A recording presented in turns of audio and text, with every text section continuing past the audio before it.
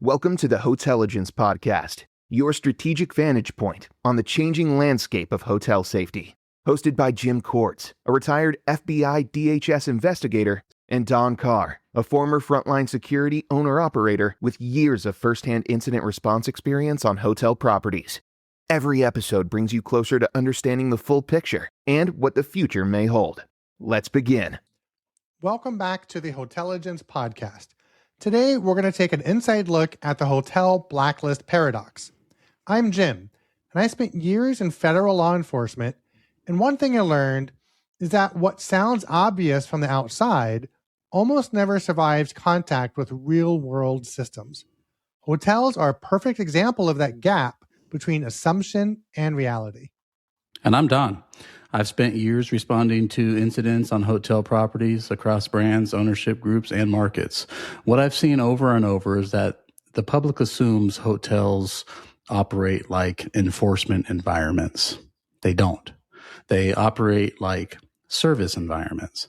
And that distinction changes everything about what is possible, legal, and survivable. Yeah, so Don, today let's talk about blacklists. More specifically, why people can't assume hotels should have them, and why that assumption breaks down the moment you look at how hotels actually function. So it's the blacklist assumption. Every time there's a serious incident connected to a hotel, the reaction is predictable. Someone says, "Why didn't they just ban the person?" Or, "Why didn't they put them on a list?" From the outside, it feels like common sense. If someone caused a problem once, just don't let them come back. The problem is that this idea assumes hotels have clean systems, perfect memory, and centralized control. None of that is true. And people imagine a simple internal file, a name, maybe a photo, or a note that says "do not rent." But that framing ignores the legal and operational weight of what a list like that actually represents. The moment you tie a person's identity to an allegation or past behavior, you've created a record with real consequences. And those consequences don't belong to the person who made the list. They belong to the hotel. So let's talk about what a list really is. From a legal standpoint, a blacklist isn't really just a list. It's a decision-making system. It implies standards, it implies consistency, it implies that someone verified information, reviewed it, and applied it fairly. Even if none of that actually happened, the existence of this list suggests that it did. That's where the risk begins.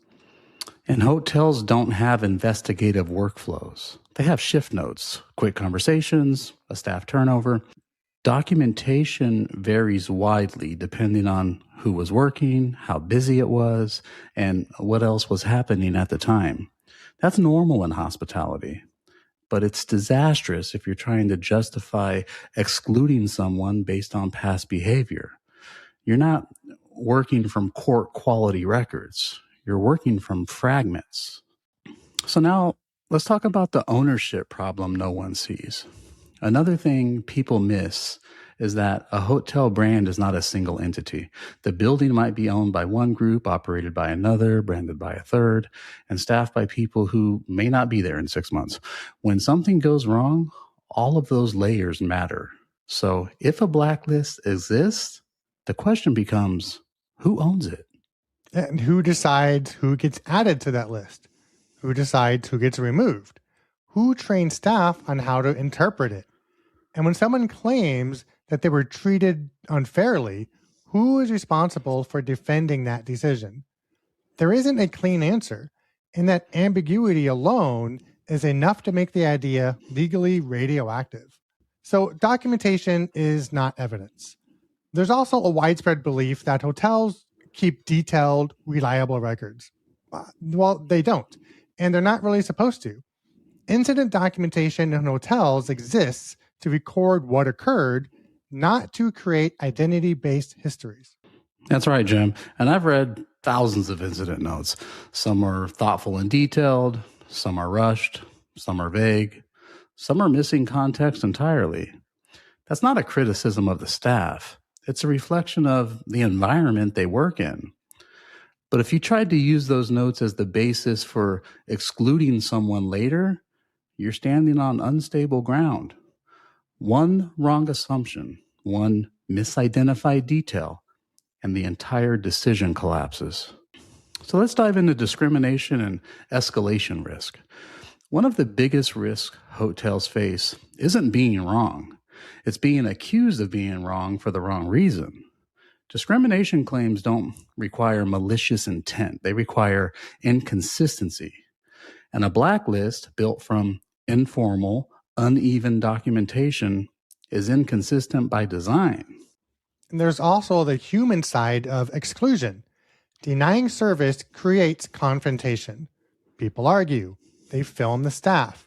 They threaten legal action. They escalate situations that hotels are structurally unequipped to manage. Hospitality environments are designed to reduce friction, not absorb it. Avoiding those situations isn't apathy. It's a risk containment.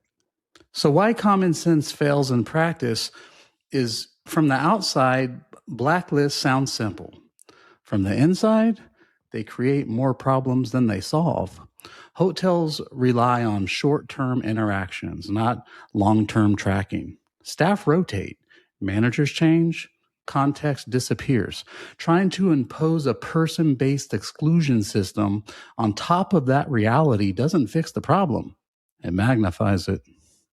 Yeah, and the uncomfortable truth is that hotels often avoid actions the public assumes should be easy because the downstream risk is greater than the perceived benefit. That's not moral failure, that's structural reality. So let's talk about the blacklist paradox. So people believe hotels are choosing not to act. In reality, hotels are choosing not to create new liabilities they can't control. That's right, Jim. So the absence of a blacklist isn't negligence. It's an acknowledgement of limits. And those limits exist whether guests understand them or not. Hotels are not enforcement agencies. They're service environments operating under real legal constraints. So in closing, when people ask why hotels don't just ban someone and move on, the answer isn't indifference. It's complexity.